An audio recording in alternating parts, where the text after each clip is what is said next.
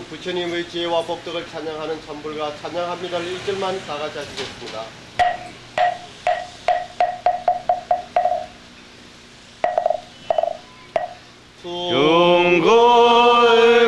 둥글고도한 밝은 빛은 우주를 싸고 고르고 다시 넓은 덕은 만물을 길러 억만급도로 변함없는 부처님 전에 한마음 함께 기울여서 찬양합니다.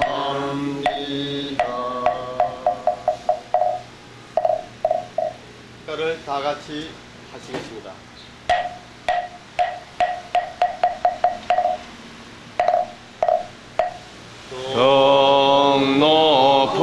높으신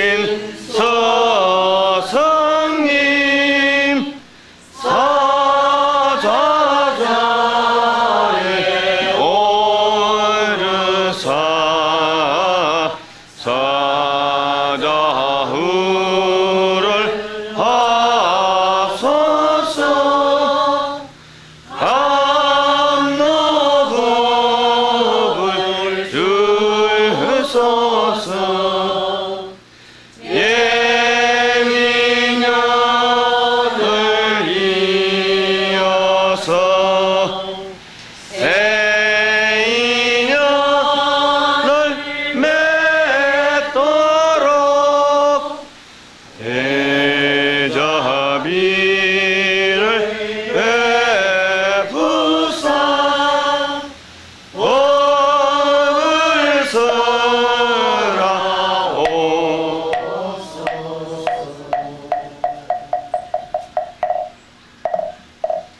부처님의 법을 저희들에게 전해주시는 법사님께 서서 합장 3배 예를 드리겠습니다.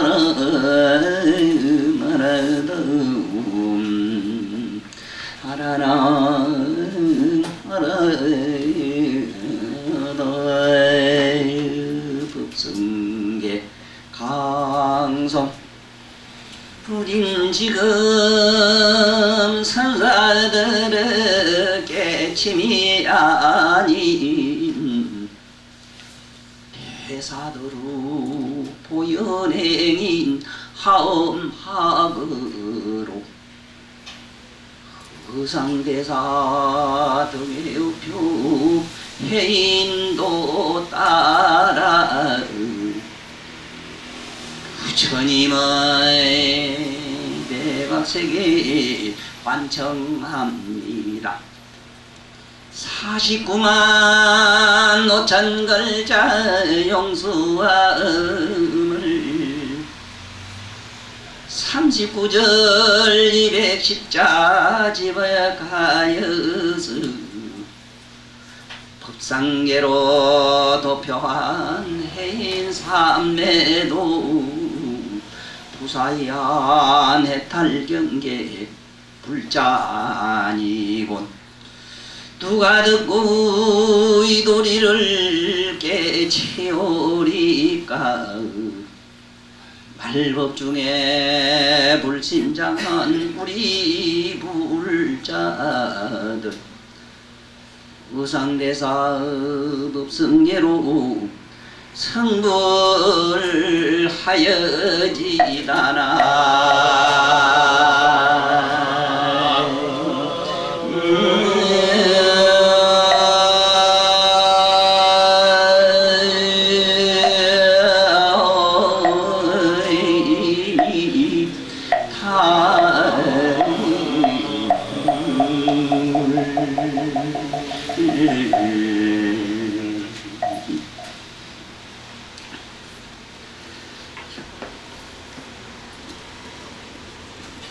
지금부터 우리들은 오랜 세월 동안 우리가 나서부터 지금까지 들어온 특히 한국불교, 참선하는 하두불교, 선종에서 말하는 깨달음의 종교가 아니다. 여러분들도 불경을 보다 보면은 절에 가서 스님들이, 큰 스님들의 그 법포를 부를 때 보면 선산이, 대산이 하는 말들, 법산이 하는 말들을 우리는 상당히 혼돈되게 들어왔어요. 그래서 지금부터 우리는 나는 선사들의 깨친 얘기와 우리 적어도 동양하고도 우리 한국 불교의 바로 근본이라고 할 수 있는 1400년여 전에 이 세상에 특히 우리 경상도의 요 가까운 경주에서 생존하셨던 두 위대한 선사 얘기로 지금 들어가면서 지금까지 내려오는 이 선불교와 대성불교라고 하는 대사들의 그 종교가 어떤 것인가를 특히 이상 원효 두 스님 말씀을 들어보면은 확연히 불법이 무엇이 소승이고 대승인가를 아는 기회를 우리는 얻었어요. 제가 이 글을 잠깐 이렇게 만들어 왔습니다만 이 3일 동안 강의할 내용은 이 안에 다 들어있어요. 선사들 깨침 얘기를 내가 지금 하고자 아니고 우리는 1400년 전에 존재했던 이상 원효 두 스님을 통해서 부처님이 성도하시가지고 자기가 성도하고 난 다음에 일어났던 자기가 이 세상에서 수억만 생을 두고 도를 닦아오면서도 경험하지 못했던 성불이라는 세계를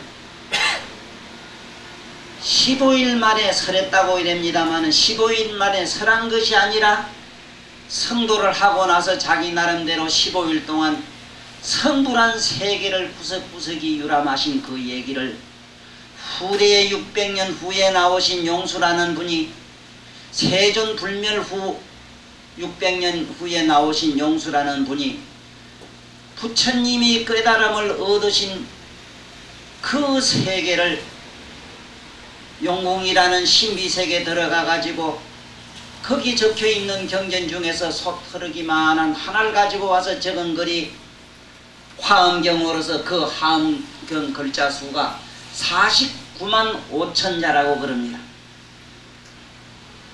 이것을 후세 60화엄이니 80화엄이니 이랍니다마는 원효와 이상스님은 80화엄경을 공부한 것이 아니고 60화엄경 가지고 공부를 하셨다는 그러한 기록에 의해서 60화엄경의 글자 수가 49만 5천 자입니다.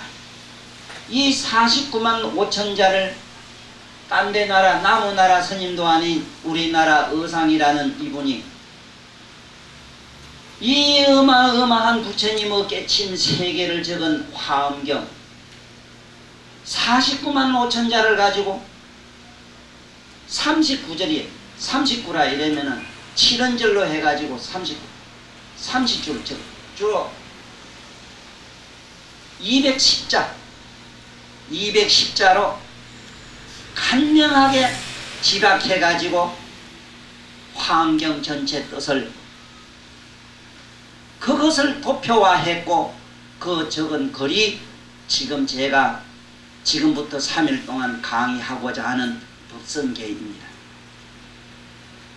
이 법성계라고 하는 글자는 210자밖에 안 되지만은 이 210자라고 하는 이 글자는 얼마나 어마어마한 뜻을 가지느냐 하는 것은 화엄경의 집약체라는 집약체 아주 축소판이라는 걸 잘 음미하시면서 제 얘기를 들어보시되 이 얘기 역시 용서보살님이 용궁에 가서 소터리기만큼 가져왔다고 그러지.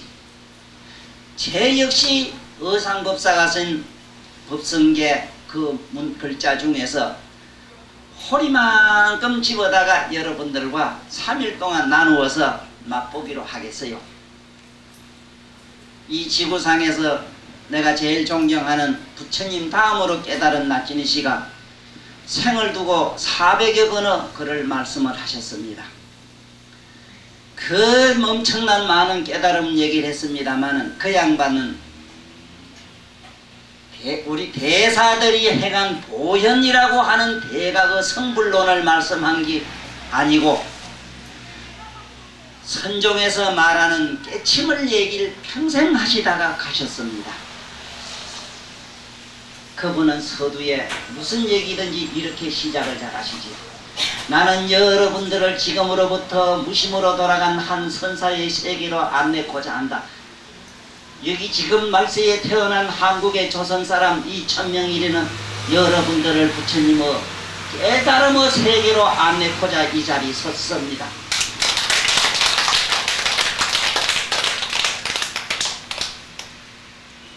그러니까 어디서부터 시작해가지고 어디로 끝나느냐, 그것은 이 법성계라는 이 그림도가, 도표, 이걸 해인도라 이래지요. 이 도표가 말씀을 잘하고 있습니다만은 대충 간명하게 말씀을 조금 드리고 제가 시작하는 게 좋겠어요. 이 도표를 내일 내가 가지고 있는 도표를 새로 복사하도록 하겠습니다만은 여기 잘 읽다 보면은 굉장히 재미있는 것이, 우리 저 어린애들 뭐 이렇게 뭐 보물찾기 하는 거매로 이렇게 찾아 들어가는 거매로 그렇게 돼 있어요. 그런데 아주 재미있는 것이 법과 불과, 쉽게 말하면 여기는 법성계라 그렇습니다만 부처님과 법이라고 하는 법은 보살 차원입니다. 보살 차원과 부처님 차원이 어디서 어떻게 돌아가느냐 하는 것이 여기에 기록되어 있습니다. 내가 늘 말씀드렸어요. 일체 모든 보살들은 우측에서 좌측으로 지구가 돌듯이 돌아가고 시계 방향으로 돌아가고 부처님만은 시계 반대 방향으로 돌아간다고 여러분 말씀드렸는데 이 도표가 정확하게 그렇게 되어 있습니다. 그런 줄이나 알고 넘어가자. 그런 줄이나 알고 넘어가면은 깨달음을 얻은 부처님은 어떻게 말씀을 하고, 여러분이나 나는 지금 그리고 화엄하게 종주라고 하는, 조종이라고 하는 의상 원효 스님은 어떻게 위에서 좌로 돌아갔는가 하는 것을 지금부터 말씀드리고, 첫 시간에는 일단은 의상이라는 분에 대해서 잘 알고 넘어가지 않으면 안 되겠어요. 그래서 의상 스님에 대해서 제가 나름대로 조사한 바를 이렇게 밝혀보겠습니다. 제가 다니면서 처음에 제가 절을 간 데는 상준 남장사는 절을 갔습니다만 그 다음에 있은 데가 거의 원효암에 많이 있었어요. 그러다 보니까 원효 의상 스님에 대한 얘기를 어려서 많이 들었습니다. 들었는데 역시 옛날 우리 스님네들은 이래 기동량이라 이래서 기로 들은 말씀을 하시다 보니까 이 원효나 이상 스님에 대해서 해박한 문헌에 의거해서 잘 밝히신 이종익 박사 같은 이런 대학자님들의 말씀과 같이 정확하지는 않아요. 물론 진리에서는 어느 때 누가 정확성이 꼭 필요하지는 않으나 요즘 우리 이 사고에는 많은 요새 이 지성인들은 특히 논리적인 지금 이 지성사회, 이걸 세지변총 시대라 그럽니다. 세상의 지혜로 무장이 꽉 돼 있고 입이 얼마나 말을 잘하는지 전부 달변가라. 이렇게 많이 알고 말 잘하는 이 시대에 곧 이걸 나는 말 많은 세상을 말세라고 주장하는 설당 천명일의 논리에 의하면 세지변총 시대는 적어도 그 논거가 확실해야만 많은 지성들이 성복을 하는, 참 우째 보면 훌륭하기도 하고 우째 보면 시끄럽기도 하고 번거롭기도 한 이 양반들을 위해서 내가 지금 여기서 말씀드리는 이러한 제시하는 이 많은 논거들은 이종익 박사에 의거했다는 사실을 밝혀두면서 저 역시 이종익 박사는 근세에 사시다가 얼마 전에 자꾸 하시기 때문에 이 기회를 빌어 참 그 어른의 거룩한 학덕에 내가 머리 숙여 경배하는 바입니다. 그러면 이종익 박사님이 의상스님에 대해서 자상하게 밝힌 그 많은 얘기들, 이 얘기들은 고문의 모든 기록에 있는 얘기이기 때문에 하나도 의심 없이 그대로 받아들일 수 있죠. 그러면 이 의상스님은 그분은 어디서 뿌리가 되느냐 하면은 경주 김씨입니다. 경주 김씨고 다 그 왕손입니다. 왕손. 한림공이라고 하는 아버지를 두셨고 한림공의 바로 그 맏아들입니다. 그 어머니가 이상스님이라는 이 스님을 잉태할 때 태몽 얘기가 나오는데 우리는 이 태몽에서 벌써 하음학이 뭔가를 읽을 수 있습니다. 제가 앞에 서두에 분명히 선사들의 깨친 얘기와 대성들의 보현행원의 성불론이 어떻게 다른가를 앞으로 자세하게 말씀드리겠습니다마는 바로 이 대성으로 이 세상에 나오는 사람은 태몽부터 벌써 뭔가 조짐이 좀 다르다 하는 것도 이게 잘 알아두시라고. 얼마나 엄청나게 다른가. 의상대사의 속명이 뭐냐, 그 태몽에 의해서 이름이 지어졌다고 이럽니다. 뭐라고 됐냐, 일지라고 되어 있습니다. 일지.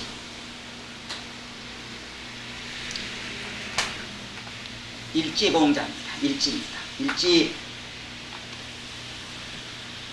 공자가 이 세상에 올 때 어머니 태몽에 하늘에 큰 태양이 빛이 나고 땅에서는 큰 상스러운 꽃잎이 하나 이렇게 우미 크더니 정반만한 큰 꽃잎이 그렇게 부드러지더니 하늘의 태양빛과 땅에서 올라온 그 상스러운 저 잎이 서로 빛이 반사가 되더래요.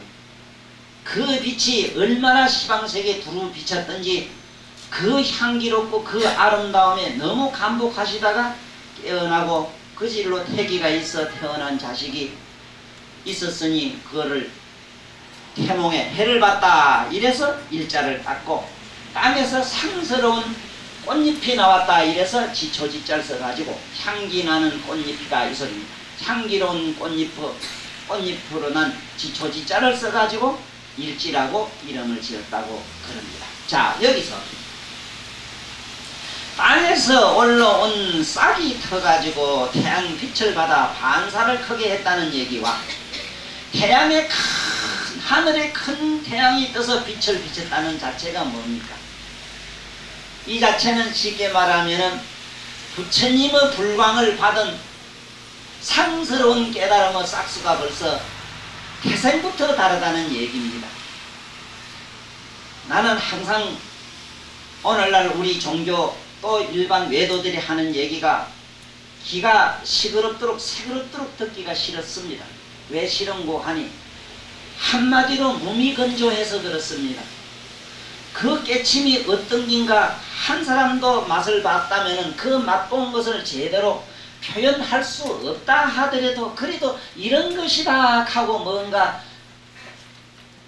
간접적으로 유사성이 있는 물점을 가지고도 한번 우리에게 맛을 보였어야 될 겁니다.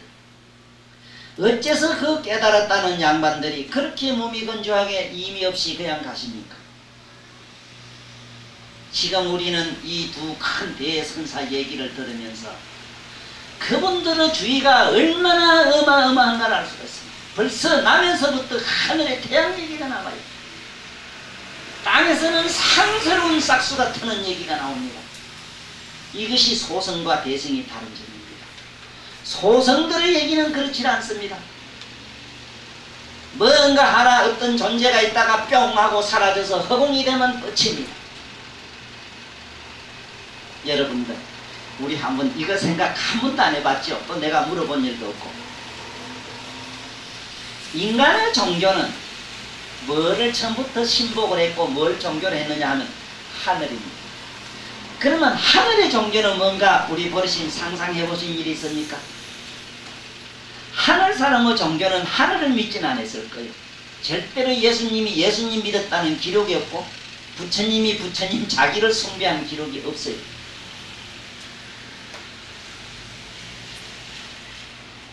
이제 우리는 그걸 알게 해봤습니다. 지상에 있는 것들은 그때 이렇게 미안합니다. 지상에 있는 우리들은 기껏해야 하늘을 숭상하거나 하늘을 이상으로 합니다. 천상에 있는 시방세계의 모든 세계 얘기를 들어본 적은 팔만대장경을 통해서 들어본 적은 또 나름대로 꿈속이라도 조금 제가 구경한 바에 의하면 전부 불교를 믿습니다.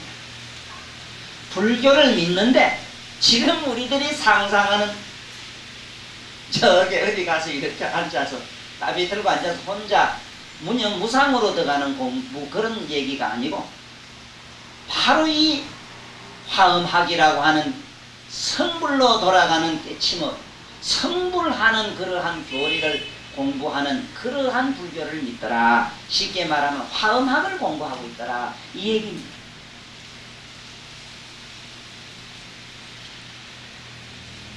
그래서 이상대사는 신뢰 여기 제26대 내 좀처럼 이거 안 하는데 오늘은 하기로 했기 때문에 합니다. 26대 진평왕 620년에 이게 AD입니다. 서기로 620년에 이 세상에 나오셨는데 3월 15일 날이 생일이라 하니까 행여나 3월 15일 날 우리 이상스님과 생일이 딱 맞는 사람은 옛날에 이상대사 발바닥이라도 구경한 사람일 겁니다. 그 사람을 위해서 어디 있다면 우리 생일 축하 좀 해줍시다. 이 3월과 3자와 이 15일이라는 숫자, 15라는 숫자는 엄청나게 부처님도 이미를 기록하신 말씀이 있습니다. 그러니까 그는 부처를 좋아하지. 그 이상대사 모르긴 몰라도 천공 하늘의 공양이라도 좀 날았습니다. 이제 좀 있으면 그 얘기를 무수히 우리는 듣습니다. 어상대사가 정말로 하늘의 천공을 받았느냐 안 받았느냐는 사실을 여러 측면에서 우리는 한번 생각해보고 넘어가기로 해봅시다. 그래서 이 양반은 세상에 나와서 일찍이 어머니를 여의는 이런 참 불행을 겪습니다. 또 자기 여동생이 둘이 있는데 그 서모에게 다 죽음을 당합니다. 엄청난 불행을 딛고 그러자 신라와 그 우리 싸움 역사 원효도 그 양반도 화랑이었고 여도 다 화랑으로서 쉽게 말하면 군에 모두 가가지고 다 군대에 모두 생활하던 지휘관까지 하던 분들 요새 말하면 모두 장관급, 장교급이라 이래 다 하시다가 출가는 29살 때 하게 됩니다. 그때의 신라의 유명한 선지식이 계셨는데 안함법사라는 분이 계셨어요. 안함법사. 일지가 안함법사에게 출가를 합니다. 안함. 자, 여기서도 아셔야 되는 거는 내가 여기 대사라고 하는 말, 이 대사라고 하는 거는 물론 대사는 이렇게 쓰죠. 대사라는 것과 법사는 어떻게 차이가 있는 것인가? 다르진 않습니다. 법사라 하면은 보살도를 닦는 사람들을 법사라 해요. 그리고 물론 부처님 경전을 쓰라는 분입니다. 절대로 부처님 경전 아니면 자기의 말을 하질 않습니다. 그리고 우리가 알고 있는 선사들 얘기를 하지도 않습니다. 오직 부처님 말씀을 쓰라는 분들을 법사라고 그럽니다. 경전에 있는 말씀하는 겁니다. 우리가 이 법사와 대사의 의미를 잘만 우리가 받아왔다 하더라도 선종에서는 선사라 하지 법사라든가 대사란 말을 잘 안 씁니다. 그분들은 대종사란 말도 들여 쓰긴 씁니다만 종사라 하면 어느 한 종파를 만들어야 종사가 되죠. 그런 분파불교에 급급했던 정치 종교도 우리나라에도 여러 가지 형태로 지금도 그 뿌리가 있습니다. 지금 우리는 그런 얘기를 하자고 여기 모인 게 아니고, 의상이라는 분이 과연 부처님 세계로 어떻게 갔는가, 자기가 가보고 난 다음에 우리 보고 잘 찾아오라고 이정표를 잘 만들어 놓은 저 해인도를 통해서 우린 찾아 들어가면 되는 거지. 그러면 이 아난법사에게서 덕도를 하지요. 덕도했다는 말은 머리 깎고 선임 되는 걸 말합니다. 그리고 이상법사는 걔는 누구에게 받느냐? 여러분들 잘 아는 자장률사에게 받아요. 자장률사. 응? 계사는 누구냐? 아나는 그야말로 자기를 덕도시킨 은사님이시고, 계사로서는 누구냐? 계사, 계를 준 서성으로서는 자장률사입니다. 자장. 자장률사지요. 자장입니다. 자, 그러면 이 지구상의 묘한 말이 지금까지 우리 경상도에는 전해오는 소거가 있습니다. 뭐가 신통방통하면 이상해 그래요. 맞죠? 이상스님의 이상해, 불구도 불가사의를 이상해. 어린애가 보채고 울고 잠자지 않으면 어떡합니까? 토닥토닥 부리면서 자장가를 부리는데 자장육사를 그렇게 불렀어.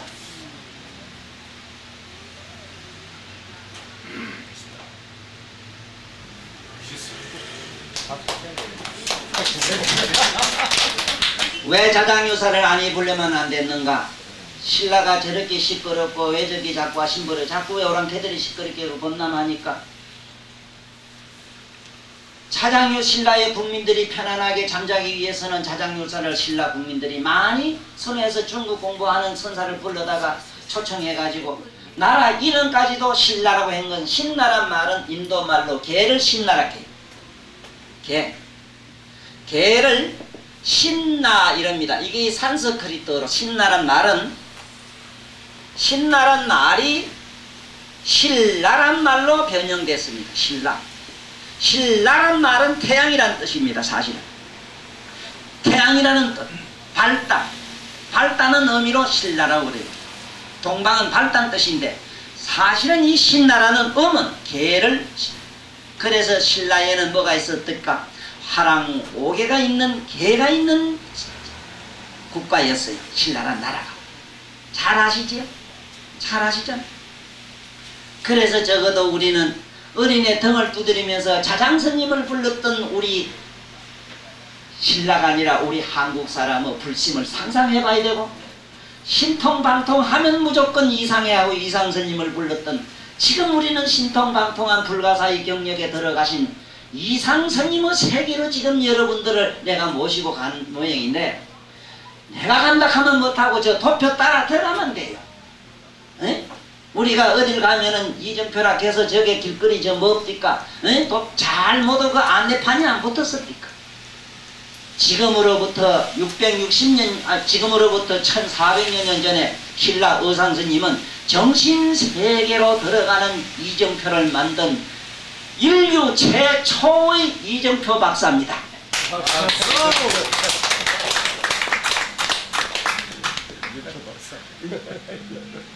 영혼세계로 들어가는 그 길을 갖다가 요렇게 들어가면 된다고, 그 갖다가 꺾이고 굽고 휘어들어가고 감치더라고 자르더라고 우러가는 구비구비 12구비가 아니라 온갖 구곡을 이렇게 거쳐서 넘어가는 그 영적 세계를 이 우리 내가 그렇게 코벌코벌하게 생겼듯이 그렇게 코벌코벌 돌고 돌아서 들어가는 그거를, 그러한 것을 어떻게 저렇게 그리겠는가 하는, 그 양반 머리가 이상 안 하고 누가 이상하겠습니까? 또 이상 아니고 누가 이 양반을, 응? 그럼 또 뭐 아이디어가 나오겠느냐 이기라.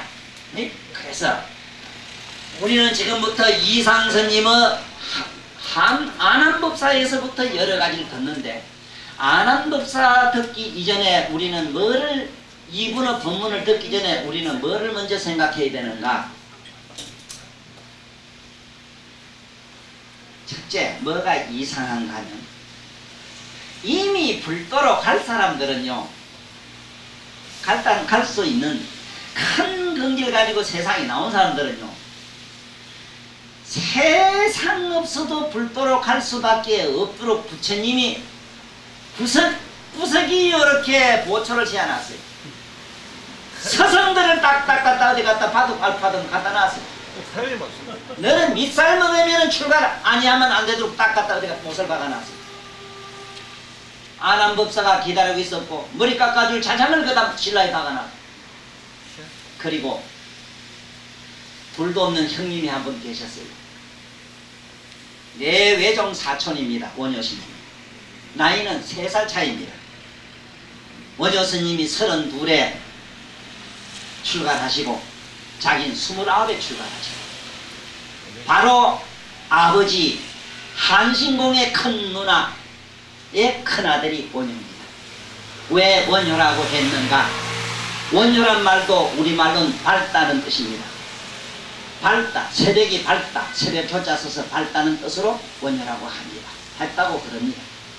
이 원효 스님도 여기 태어난 곳이 요 경산 요 얼마 안 됩니다. 경산이라는 것도 원효 스님 같은 위대한 스승이 이 세상에 왔는 곳이라 이래서 경산이라 했어요. 원효 스님도 출가하시기 전에 너무 신통한 얘기가 구전대 내려오는 얘기가 있습니다. 이분이 신라 그 석굴을 조성할 때 그 전에 신라 불교는 어땠는가 하면은 호국불교로서, 호국불교라고 하는 건 뭐냐면 나라에서 국사로서, 쉽게 말하면 나라에서 큰 대사업으로서 불사밖에 하지를 않았어요. 법화왕 때부터 시작해가지고 잘 아다시피 오직 불교를 국교로 해가지고 나라의 총력을 갖다가 어디다 투자했느냐? 불법에 투자하셨다. 그래서 아다시피 경주 가면은 지금도 돌 하나 무엇 하나 부처님 이름으로 되어 있지 않는 곳이 없습니다. 우리나라 산천 이름이 부처님 이름으로 되어 있지 않는 데가 없습니다. 저 멀리 제주도를 한라산이라 한 것도 한나란 말이 뭐냐 하면 우리말로는 난을 잡은 산이다 이 소리입니다. 난 한자에다가 잡을 나자를 썼어요. 난을 잡았다. 한나산이라고 이름을 했고, 한나산 옆엔 뭐가 있느냐? 부처님이 성도해가지고 제일 먼저 녹야원에서 초전법륜을 했다는 뜻에서 그 밑에 백록담이라는 게 있어요. 사섬은 사섬인데 하얀 사섬을 해놨어. 깨달은 사섬. 녹야원에서 도를 얻은 제자들을, 도를 얻은 사람은 하얗게 됐으니까 백록이 됐을 것 아니야.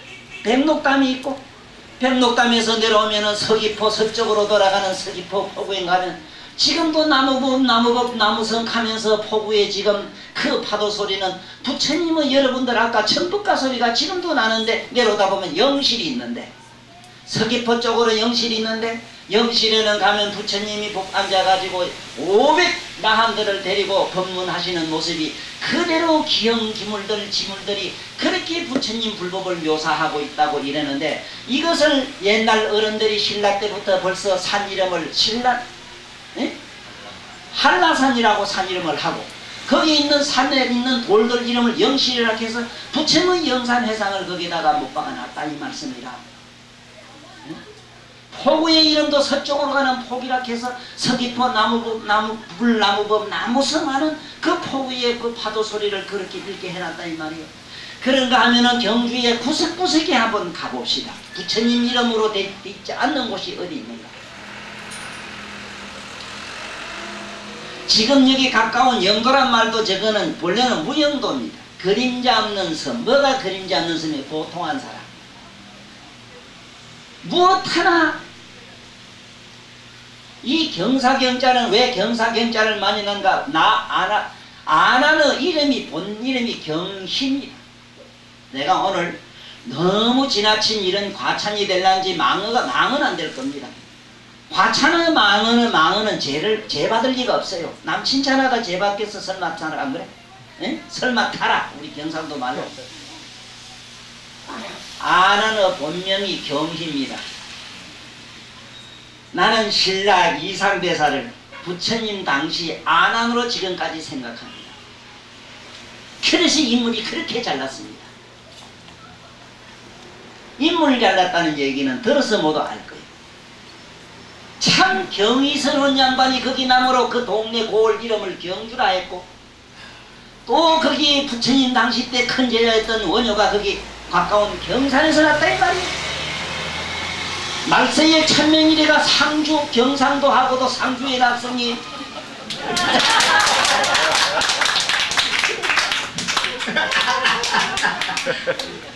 이 또한 공간 쳐놓고는 참 법문 그 공간이 재미아닙니다. 법문 쳐놓고 들을 만한 공간이다 이 말이에요. 일제 공간을 할 수 있나? 희한하네. 희한해.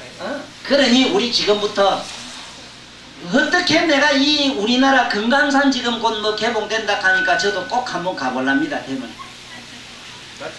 그걸 자연이 만들었다 자연에 맡기면 너무 유감스럽습니다. 네? 천지 조화락해서 어떤 화학적 변화로 미루기도 또 이건 유치해. 천박해. 그 산이라는 거는 건강이라고 하는 산, 건강이라는 건강 말이 벌써 우리는 반화경 600부 생각을 아니할 수 없다고. 그리고 비로봉부터 시작해가지고 산 이름들이 보면은 환경을 그대로 못 박아놨습니다.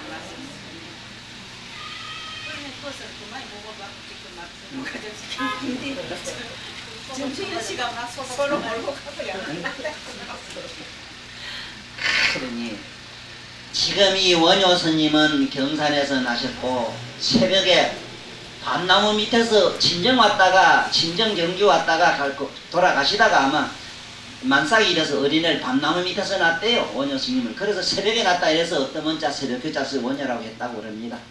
어쨌든 신라 원효 스님이나 지금 이 이상이라고 하는 분은 부처님 제세시에 위대한 큰 제자였다는 사실을 저는 지금 약간 간접적으로 말씀드리고 있습니다.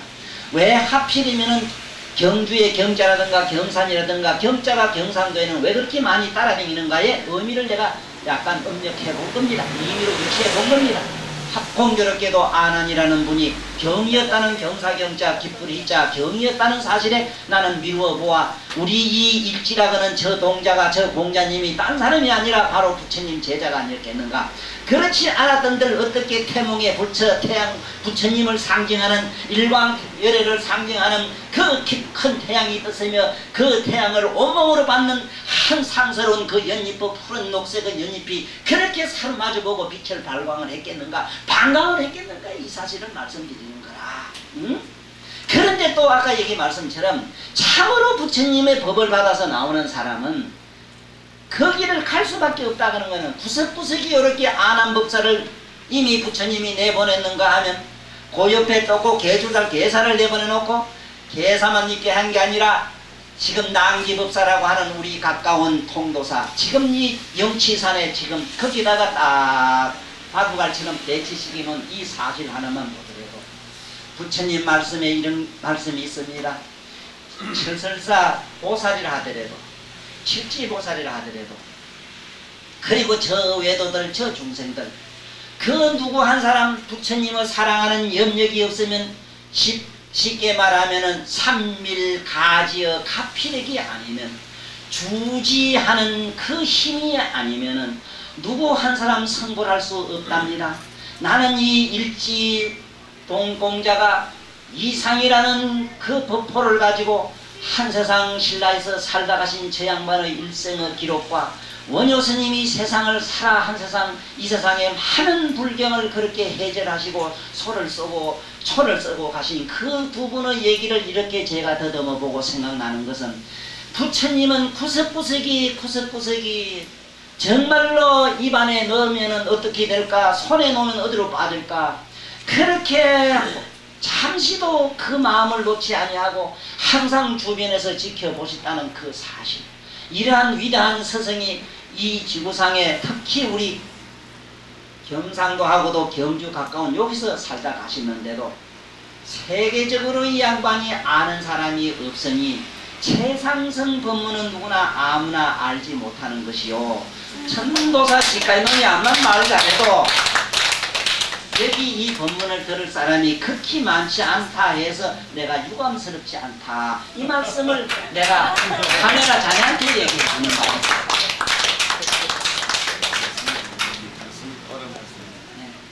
그러면은 하만법사가 그 원효 스님에게 저 이상에게 한 말씀이 있어요. 너는 각각이 해야 될 사람이 있나니 우효라 이랬어요. 버두자에다가 원효란 효자입니다. 너는 우효, 효를 벗으로 하라 하고 운명하셨다고 그럽니다. 그래서 그 효가 다른 사람 아니 아까 말씀드린 내외종간이었어요. 이 원효 스님을 어디서 만나는고 하니 지금이 영치산입니다. 영치산에 낭지법사라는 분이 계셨다고 이랬는데 그 전설은 신라 이전부터 지금까지도 내가 얼마 전에 그 통도사까지 몇 해 전에 갔을 때도 어느 누가 나한테 그런 얘기를 합니다. 물론 삼국유사나 이상법사라든가 원효스님이 살다간 전설적으로 내려오는 얘기를 그분이 유추해서 들은 소리로 더듬더듬 나에게 전한 말입니다마는 지금도 나는 그 얘기가 참 새롭습니다. 나는 그건 사실로 믿어 받아들이고 있어요. 지금도 통도사의 선방에는 어쩌다가 자주 어느 거사가 하나 나타난답니다. 나타나서 꼭 한 말씀 하시고는 가고 합니다. 그분이 어디서 어떻게 살고 계시는지 어떻게 먹고 어떻게 잡고 어떻게 생존하는가를 알 수가 없다고 그럽니다. 그렇다면 지금으로부터 1400년 전 원효 시절에도 그분이 그랬고 지금 현근까지도 그분이 왕왕이 통도사 법당이나 통도사 도량에 나타나서 한 말씀 하고 총적도 없이 사라진다고 하니 종적도 없이 사라진다고 하는 그 역사적 사실 전설 하나로 미루어보아 이분은 어떠한 의미를 가진 분인고 하니 영치산의 영산해상 지금 부처님 법문하시던 영산해상에 늘 동방에서 오는 어느 한 선지식이 있었다고 이럽니다. 거기 어느 그 해상에 상자 되시는 분이 여러분들은 모두 사방 타방국토에서 모두 오셨으니까 앞으로 당신들이 오실 때는 당신들의 살고 머물고 거니는 그 나라에서 나는 당신들 집 앞에 있는 한 털기 나무가지를 가져오시오 그랬다고 그래요.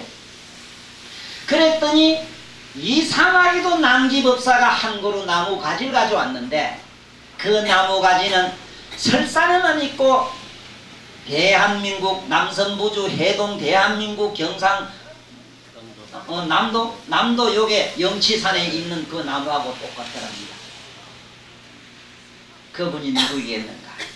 나는 이 낭지법사에 대해서도 엄청난 많은 그 나름대로 연합 공상가가 되다 보니까 참 묘한 걸 난 느끼고 있습니다. 뭘 느끼고 있느냐? 부처님 10대 제자 중에 가섭은 영원히 죽지 않는다고 되어 있어요.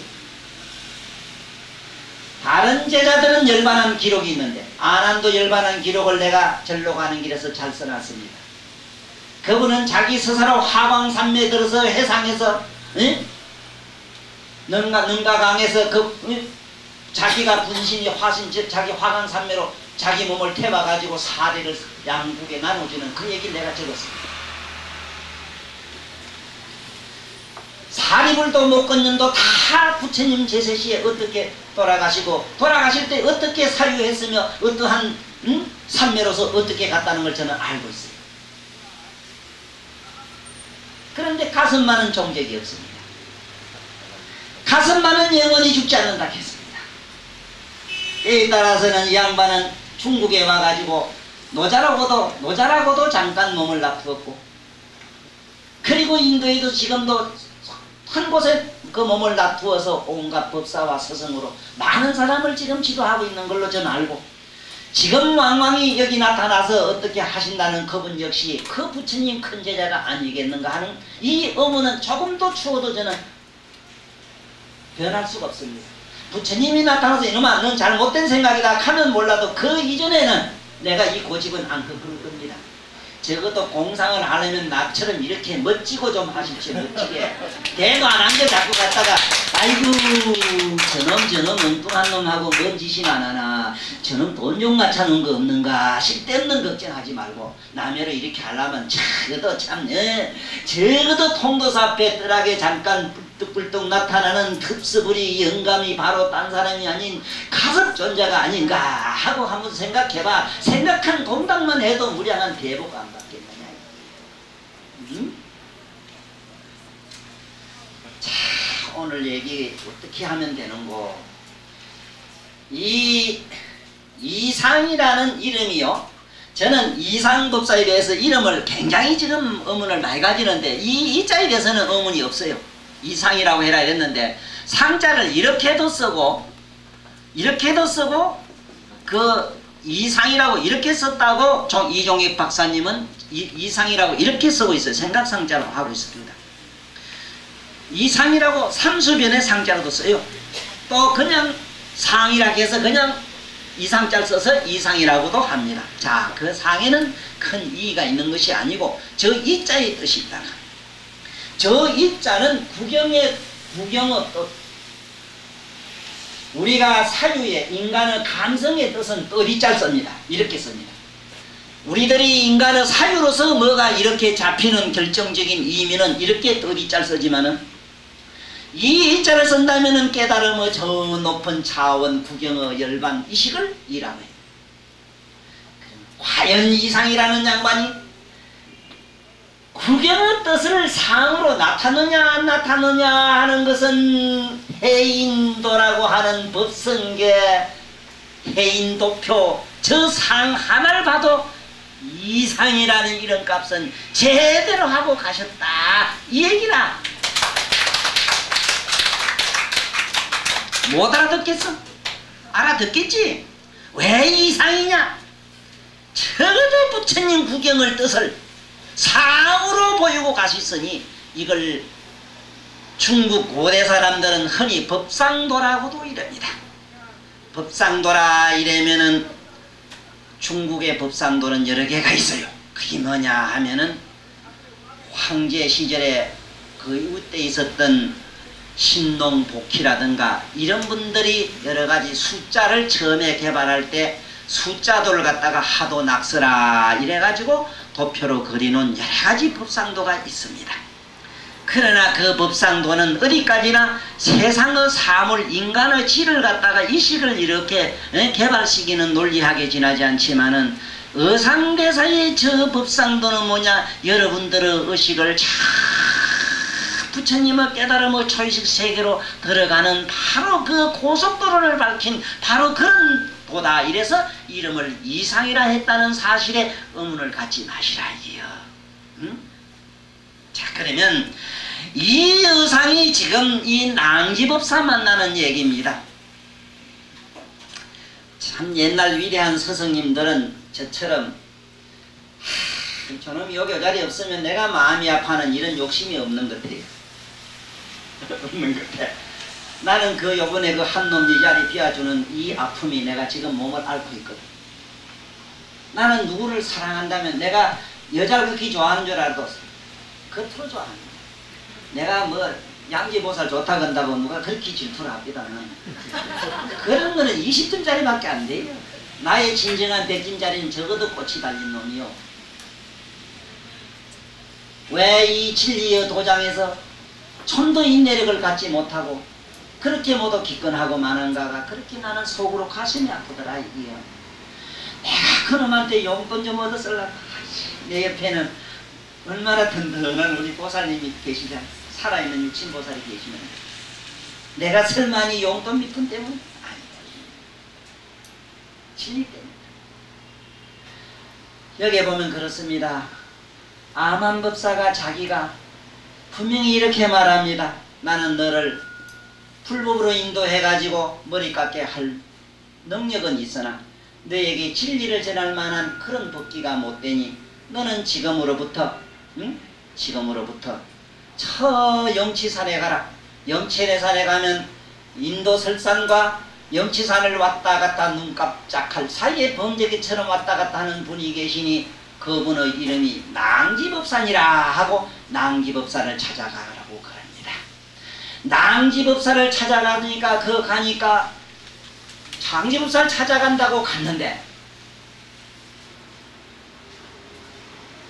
가다 보니 산에서 이상한 새가 우는데 그 새 소리가 호리호리 휴 호리호리 휴 하는 새가 있다는 거야. 새가 우는 소리가 호리호리 휴 하는 게 새가 있어. 그걸 뭐 이렇게 음력을 하니 호리호리 휴 이래지. 이 말은 뭐냐, 원어하고 원효하고 만나면 좋은 일이 딱 하는 새가 있더래요. 가니까 이상하게도 자기 내외종 원효를 만납니다. 그 가니까 반고굴이라는 게 있답니다. 난 안 올라가 봤어요. 반고굴. 양산 통도사 리선 영치산 꼭대기 올라가면 반고굴이라는 굴이 있는데 그 굴에서 원효스님이 벌써 그 와서 돌을 닦고 있더랍니다. 그래 만나니까 자네 어쩐 일이냐, 아이고 형님 어쩐 일이요 하고 그 둘이 만나지요. 둘 다 이미 형님은 어디서 깎았는지 머리를 벌써 깎았고 거기서 굴밤을, 그 굴밤나무 많아요. 그게 그 뒤에 굴밤만 먹고 거기서 이제 3년을 공부를 하시는데 낭지법사 만나기 위해서 기도를 얼마나 하느냐, 100일간 합니다. 100일간 하고 나니까 뿅 하고 나타나시오. 이 낭지법사로 벗는 얘기는 우리는 내가 오늘 이 자리에서 참 오늘 이런 기회가 있기를 속으로 많이 바라게 됐어요. 정말로 그 위대한 스승들은 어떻게 공부를 했는가가 난 제일 궁금하더라고. 네? 정말로 그 스승들은 어떻게 공부를 했을까? 무슨 대학을 나오고 어느 외국 가서 무슨 유학을 했는가? 이것도 알아볼 만큼 알아봐야 된다고. 그게 중요하더라고. 또 우리가 배워야 되는 거는 내가 언제나 자네를 그렇게 사랑하지만 때에 따라서는 자네를 어디로 백종놈한테 보내려는지 몰라. 나랑 찾아오지 말고 어디 가게. 내가 할런지 모르죠. 나에게 매력이 있다면 나한테 여러분들은 배울 게 뭐냐? 오직 부처님 아니면 안 된다는 건 배우고 가십시오. 내가 이 세상에서 여러분들에게 줄 수 있는 거는 단 이거 하나밖에 없어. 부처님에 대한 그 믿음. 응? 무슨 도도 헛소리 하느냐. 부처님 뭐 하면 안 된다 하는 이 생각 하나는 세세선생이 아니라 성불하이 아니라 그 생불하고도 가지고 가십시오.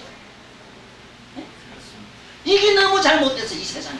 그러면은 낭지법사를 만나가지고 법문 듣는 얘기 여기 자상하게 내가 적어놨습니다. 네? 이상법사가 이 원효를 만나가지고 참 그 영치산에서 공부하는 여러가지 얘기 중에서 낭지법사를 만나가지고 제일 먼저 묻는 게 뭐냐, 어떻게 수행을 하면 되고 어떻게 하면 불법을 닦을까요 하는 요 얘기를 내가 간단하게 말씀드리며 오늘 법회 여기서 마치겠습니다. 3일간이니까 나에게 꼭 1시간 이상 더 기대는 하지 마십시오. 1시간만 딱 얘기할게요. 자, 오늘은 내가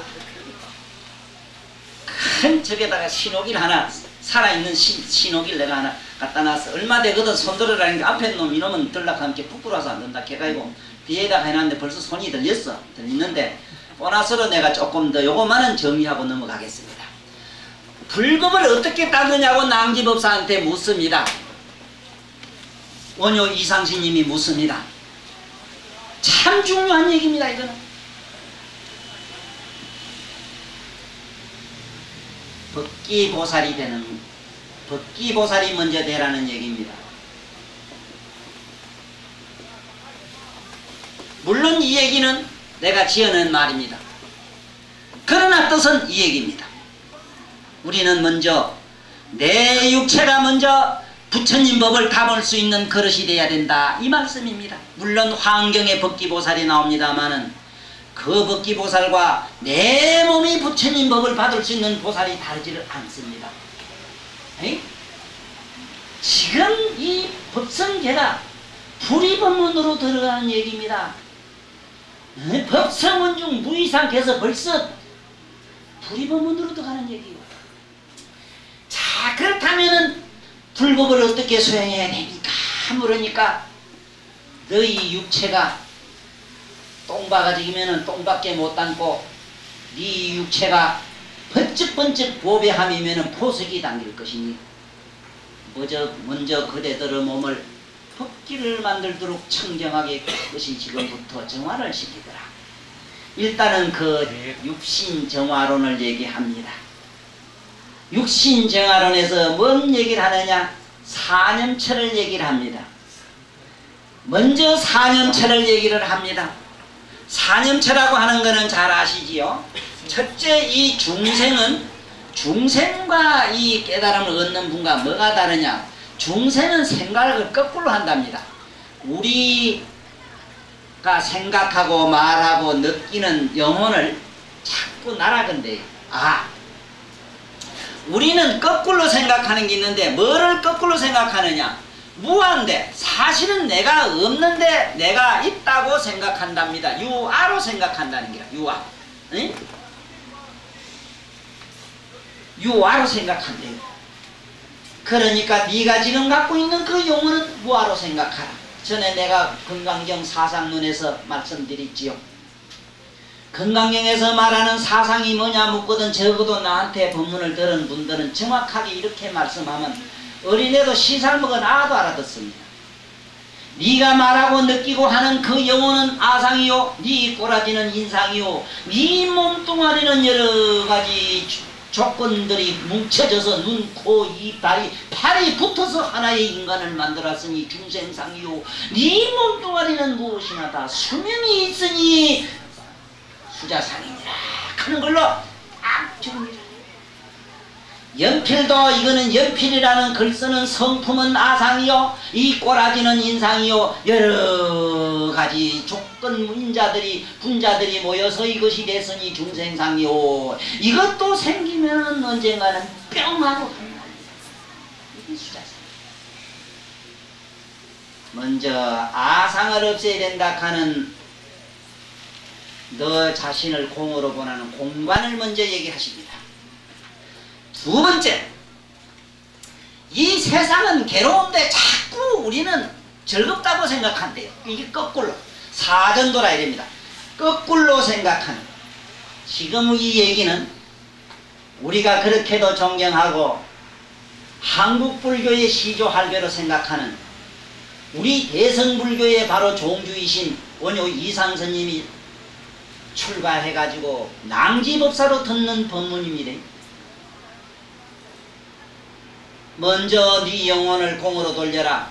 그러니까 무아, 내가 없다는 공간을 해라. 그리고 네 육체는 영원한 게 아니다. 있다가 잠깐 있다 머물러 없어질 것이다. 네 육체는 괴로운 것이다. 부정관을 하라고 가르쳐줍니다. 전부 관법입니다. 관념론이 아니라 벌써 관자로 들어갑니다. 관자. 네? 볼 관자로 이 두 분에게는 법문이 시작되고, 저 양반들처럼 이렇게 자세히 일본자 눈에다가 눈썹에다가 요래가지고 이 간자가 아니라, 이 간자가 뭐를 자세히 봐야 보기는 통째로 봐야지. 마음도 보고 물질도 보고 바깥도 보고 내도 봐야지. 이게 오방내외 안이 계신지는 아니라? 맞습니다. 응? 이 세상은 영원하지 않다. 이래서 환관을 하라. 네? 이 세상은 괴로우니까 고관을 하라. 괴롭다. 그리고 이 세상은 부정하고 더러운 것이니까 네? 부정관을 하라. 이래서 네 가지 전도, 고, 공, 무상, 무아. 괴롭고 공하고 무상하고 내가 없다는 관을 하라. 이 사관을 하면 네 몸이 마침내 청정해져서 네 몸이 청정하고 나면 저절로 흐르는 물이, 선사들의 깨달음은 조그마한 연못이거나 호수라면 원효나 이상스님의 대성법문은 도저히 흐르는 강합니다. 그 강화가 못친데 부정한 것이 가라앉고 맑아지면은 삼라만상 우주의 모든 존재가 그 안에 다 번쩍번쩍 빛나지. 그러므로 원효와 이상스님은 낭지법사로부터 사념처, 즉 고공무관 무상무화관을 하라 이래서 그것을 열심히 닦는데 조그맣이 3년을 방곡을 해서 도를 스승님을 모시고 닦습니다. 그런데 어째서 저는 박복해서 그런지 이 법회 그저 겨우 한 2년도 듣는데 이렇게 모두 몸살을 알아요. 그래서 저도 부지런히 빨리 급행열차 타고 곧 여기 법회도 나름대로는 끝낼까 마음으로는 생각하고 있어요. 몸살 앓는 사람 그러니까 어쨌든 간에 오늘 이상 법사님이 내 몸은 영원하지 않다는 걸 무상관을 하시고 나의 영혼은 근본적으로 존재치 않다는 생각에 무화관을 하십시오. 전부 관람하면 됩니다. 이 안에 정신이 발광을 하면은 이놈 누군가 하고 보고 앉았으면 돼. 그러면 똥하고 사라져요. 내 몸뚱아리가 설치면은 그걸 보면은 어디까지나 침묵 속으로 들어갑니다. 그 다음에 이 세상은 다 허망하고 부정하다 그런 것은 뭔가 마음을 주시만 하면 마음이 저절로 청정해집니다. 네? 그 다음에 내 몸은 이 세상은 괴롭고 공하다 이랬습니다만은 괴롭다 하는 것을 괴로운 생각을 하란 말이 아니고 이 몸은 항상 내 육체가 항상 고달프지 않습니까? 이걸 관하면은 저절로 어디선가 환희심이 솟겨 우러나옵니다. 그랬을 때에 불법이 당기는데 원효와 이상은 무슨 불법이 당기느냐? 서가세존이 46년 동안 고행을 하시고 마침내 성불 하신 성불의 대각 세계가 원효 이상의 도도히 흐르는 맑고 청정한 의식 속에 번쩍번쩍 빛났다 하는 얘기로 그 빛남의 그 의식이 뭐냐? 대방광불 환경에서 빛났다는 얘기로 오늘 법회를 마치겠습니다.